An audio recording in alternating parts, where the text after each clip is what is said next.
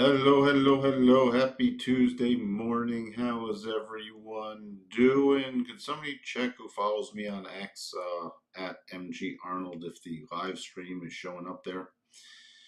Hopefully it's resolved at this point. Good morning, Jacob. Good morning, Sterling. Good morning, Heinrich. How my camera look? My camera was messed up yesterday and nobody told me. Good morning, Patrick. Yeah, there's one earnings report Zscaler, and with double top, it beat, but looks like it's probably going to trigger a double top. Also, CRM or Salesforce that reports after the close today also has a potential double top, so pay attention to that. Yeah, I saw this. The average PE ratio of the top 10 companies in the S&P 500 is almost 50. It's Apple's trading nearly at 40. I mean, that's absurd. Apple to new highs trading at 40, but the things will just keep marching on until they don't. I don't know what's going to stop it, but something will at some point.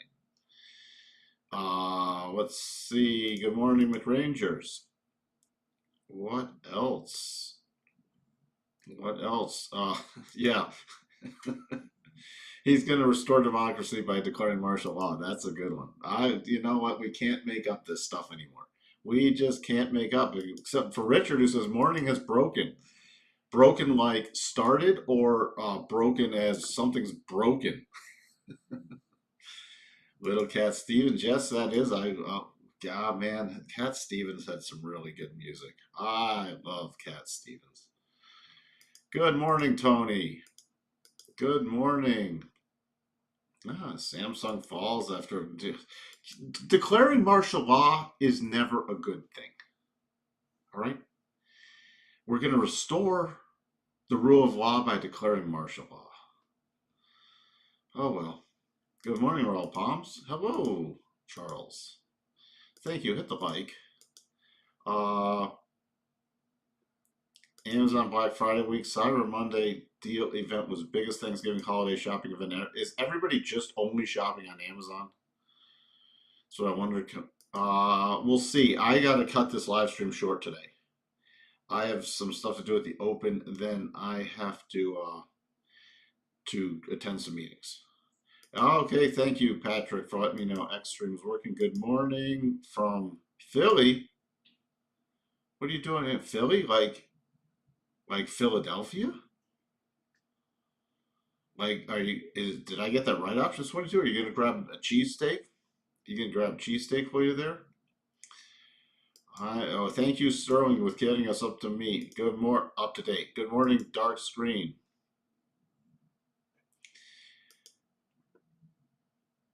Take it slow, dark screen, and set up. Do you have a methodology? Make sure you have a methodology that you're doing day in and day out. One thing you'll see,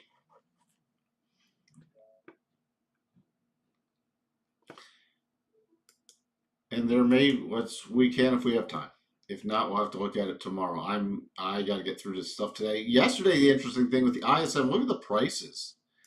ISM prices. That was shocking to me. Expected to be 55. Last was 54, and massive collapse in prices out of nowhere. That was very interesting. And we had some Fed speak yesterday, and now the odds of a December cut are climbing again. We still have Powell tomorrow. Today, it's not much. Today, did the Red Book numbers come out? Yeah, there we go. Wow, big jump in Red Book. Huge jump in Red Book. It's like on the surface, everything appears so super strong. But I also was looking at stuff. There were, for all the Black Friday shopping stuff, a lot of it by a lot of people was for basic necessities, not like luxury items, not like even I'm going to get myself a new set of headphones or something else. It was like I'm going to buy toilet paper on sale. So it's a very bifurcated consumer base out there. All right, we have Joel's job openings and quits coming up at 10 Eastern. Then we got Kugler and Goolsby speaking, but it's sort of a quiet day in there. Remember, tomorrow is, after those, we have CRM, Salesforce, and we have Powell speaking. So we still may get some little pausing to slightly grinding higher in the market. The S&P map. Oh, The mega caps have now reversed since last time I called this up a little, but not much. Tesla down. Their Elon's pay package was nixed again. Energy leading. Keeping an eye on that today. Is the ceasefire in the Middle East going to blow up? Good morning, Ted. On time this morning. Thank you. Good morning, John. What else? I know you put something in here, Sterling, that I didn't. Where is it? I need like where is it? I thought I saw it in here. Oh well, I'll have to. There was something I thought was with Israel. If the ceasefire is broken, then Lebanon and Hezbollah are going to be considered the same. I think that's what I saw, which is going to be interesting. It could be interesting for energy if the ceasefires. I'll be shocked if the ceasefire holds. So we got a little upward pressure on energy today. Back to Fed watch again. 72% that is going to be a cut. Still solid green gold and Shiller PE as of yesterday 38.61. Back in October 2021 was 38.58. So we're now at the outside the .com bubble. We're at the second highest area, not all the time because you ran up to the high of 44, but we've exceeded the peak of 2021 before the big downdraft. So there we go. Doesn't mean this has to stop. We already talked about the Zscalers and Salesforce. Not much else to talk about. Tomorrow we have Dollar Tree before the open, which will be interesting, but nothing that's really going to move the market. All right. There's your Apple chart, by the way. And here, if I scroll up, look just above my head, is 39.10. Apple just after to remember they had a miss on earnings, still a beat on revenue, and it's just been, oh well, let's shrug off everything. It's shrug off every bit of bad news. It's shrug off everything. Now let's see if martial law in South Korea triggers anything with some kind of Asian crisis. Remember 1997. You can get some interesting things start to unravel. I think France could be also something that starts to unravel more so in the EU and can have a ripple effect. Things are so highly leveraged, it can get interesting. It can get very interesting.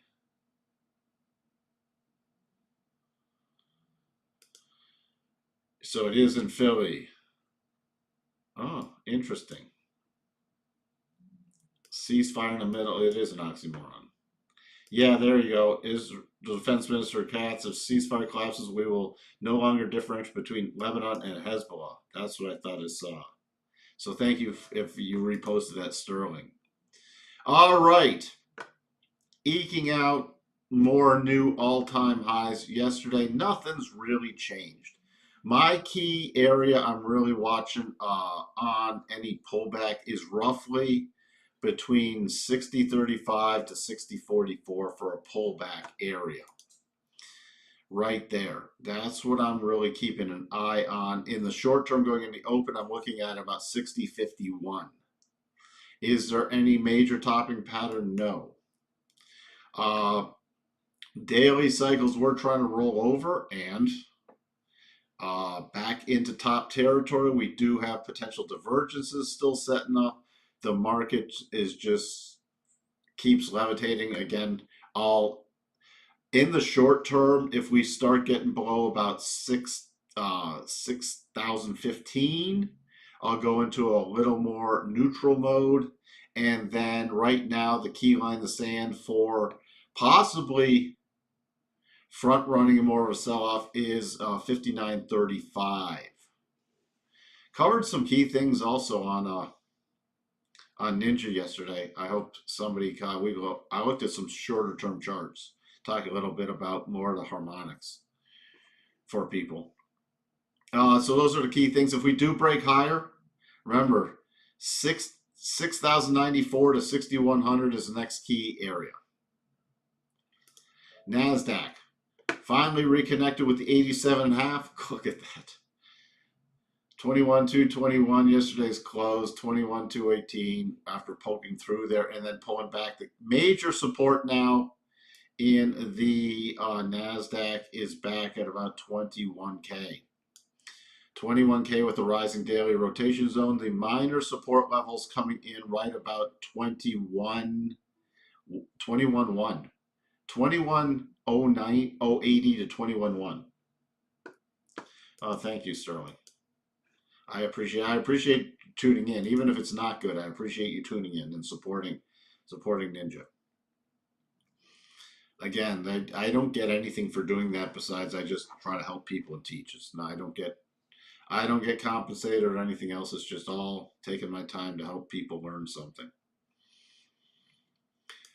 By the way, NASDAQ on. If we do break through yesterday's highs, and yesterday's highs are a very significant level, because you see here, that was a key gap open reversal, and it spiked right around that area on the 13th and on the 8th, and then yesterday again and this morning.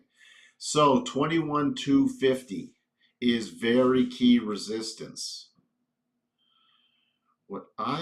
And the breakout levels, what I'm going to do is bring these into the reverse harmonics, okay? Because we have this definitive low. So what I would be targeting, if we break through the 21,250 area, my first target would be the all-time high with 21,340. And then the next key cluster area now is 21,460. You see this key cluster? 21,460 if it does manage to break out sometime this week.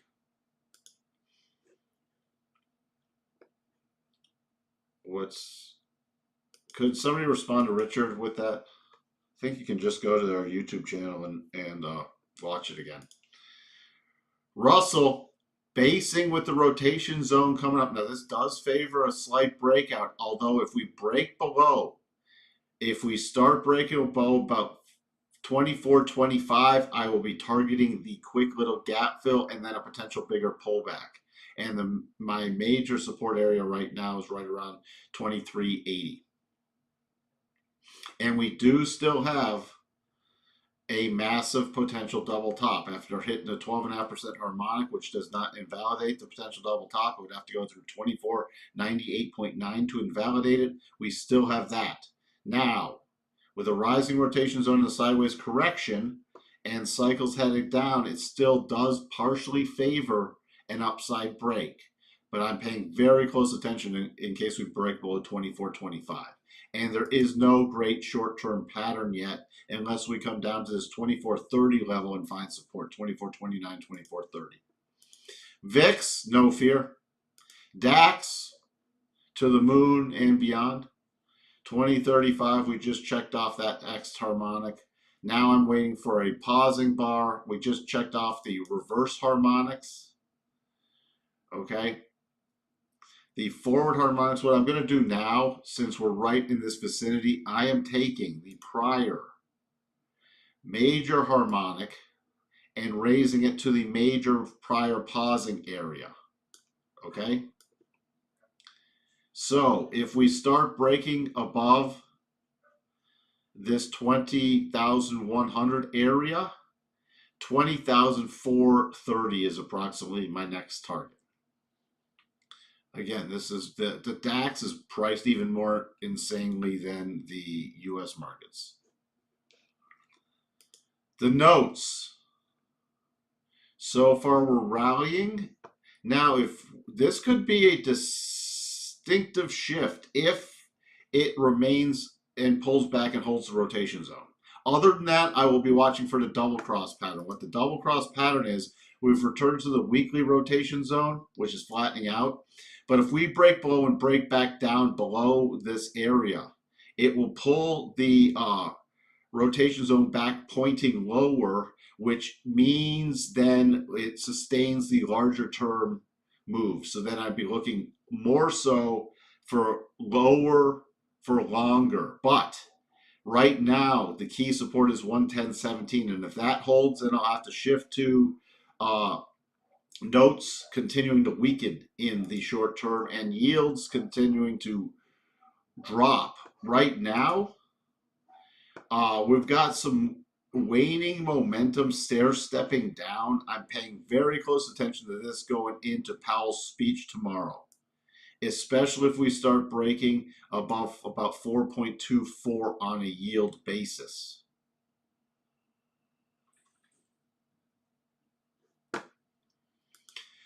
That's what I'm watching now. And if this does not hold,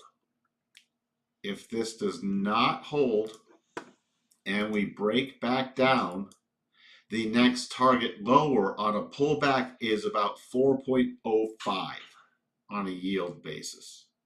So just in front of 4.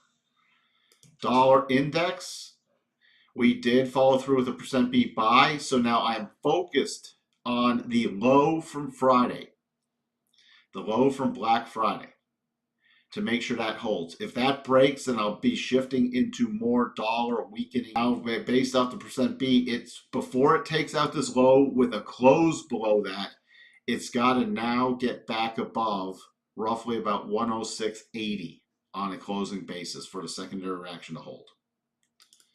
106.80 to the upside. The minor first target is 106.50 and then 106.80 on a closing basis. Crude, paying attention to this, it would technically be a percent beat buy if it closes above yesterday's highs, but it's in consolidation, so it would have to be managed very aggressively. The only thing that's catching my eye is we got cycles turning up, and we're in a very strong support zone. But what would be the key target areas? It would only be back to about 71 to 71.40. So risk rewards really tight. Natty gas on the continuous contract, not if you're just trading the Jan, Natty gas, or it's not there, but I'm going to be watching the lows from right around these lows for a breakdown pattern for Natty gas. But if that holds, I'll be looking for a rotation back up if this key low in the rotation zone holds, which could very well happen. Gold is just a mess right now. So there's really nothing to talk about right there. Copper, we had it confirmed earlier, and we had this. We triggered it, and now it's already hit the first target. I was hoping this didn't trigger yet, but it's already run to the first target. I was going to say, watch for this little mini double bottom pattern now that's unfolding, especially with this little dip reaction in copper. But that's only, again, for a short-term bounce. And this first target was very, very key because it's also a prior breakdown area. But that one sort of left the building.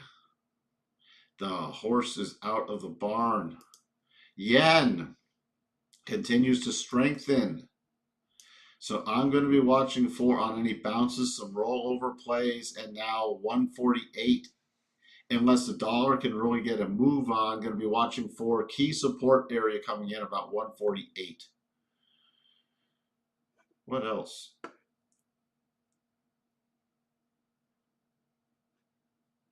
What's going on?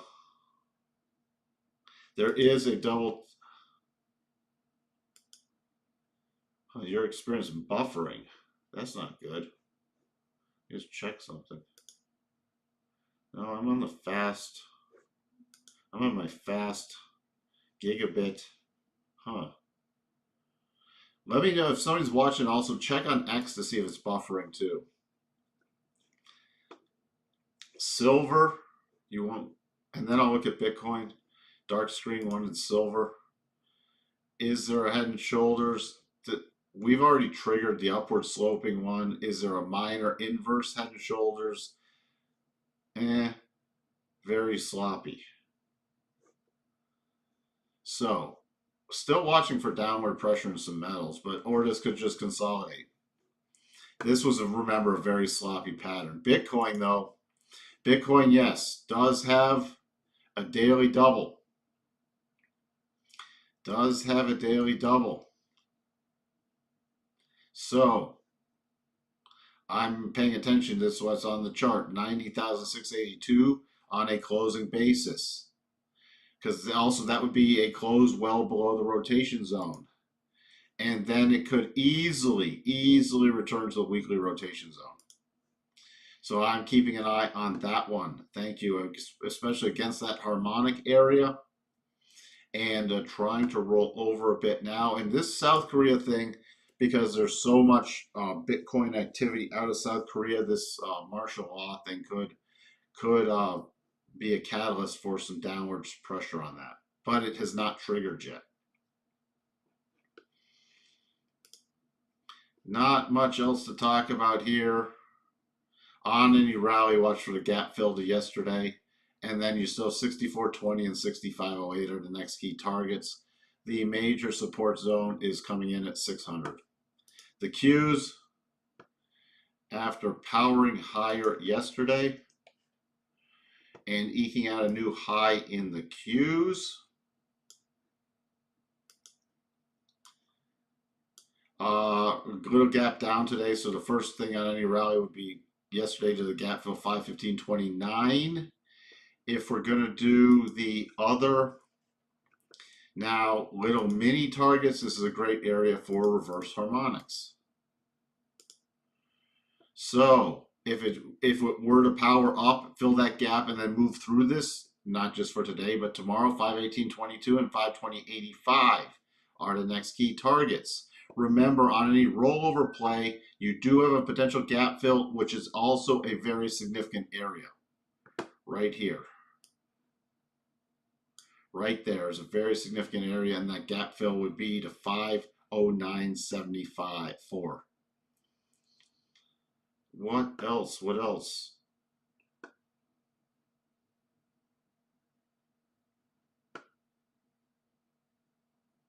All right, it's fine now. It wasn't me, and I'm on my gigabit. I'm on I can literally get over 900 megabit upload. So is there a bear flag? One of the things I think you do is fixate on markets that really aren't in good positions right now. There's just some feedback. Is there a bear flag? This is a mess. This is a mess.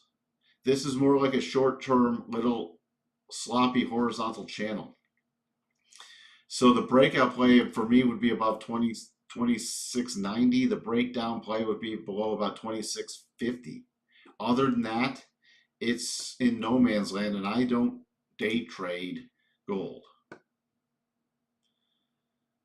What else did we have? Oh, CRM. There is your double. Remember, not confirmed or triggered yet, going into earnings. So how could this be useful? Because Sterling also brought in, you have the weekly cup and handle. Very weak handle over here, though. But how much is this trading for? I'm curious. Oh, geez. Here's another one. And I'm not saying you can't grow earnings, but you're pricing this at 57.45 P to E. These companies aren't growing that fast. They might be growing revenue, but they're not growing that fast. People are paying out the wazoo for these companies. That's why even if they say, oh, we'll keep growing, but tamper down the growth rate. Now, back to my thoughts. How do you do this if it's going into earnings and you don't know if this is going to trigger yet? Well, I would use these levels for if you're structuring any kind of options play.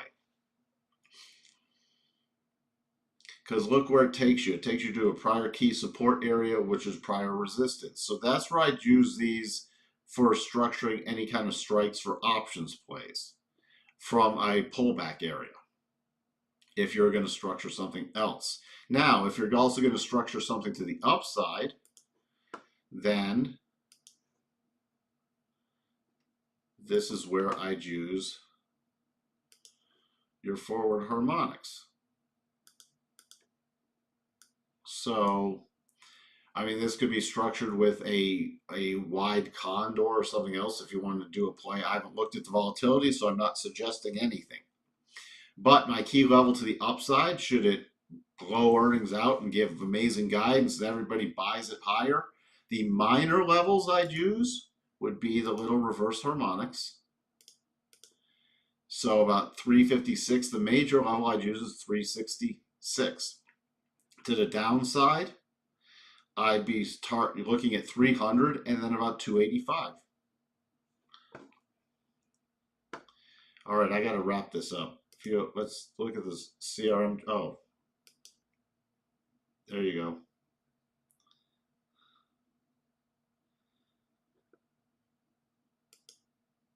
All right, Royal Palms. We'll go through some stuff tomorrow.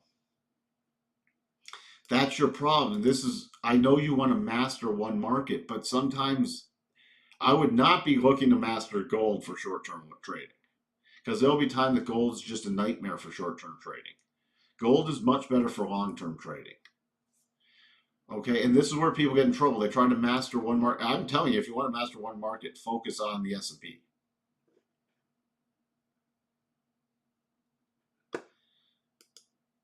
Oh, good. You're running right where I am. I'll have to do that tomorrow, Sterling. I have to run into the open and then take care of some stuff. So I will see everyone tomorrow. Thanks for all the feedback. Sorry for the buffering stuff earlier.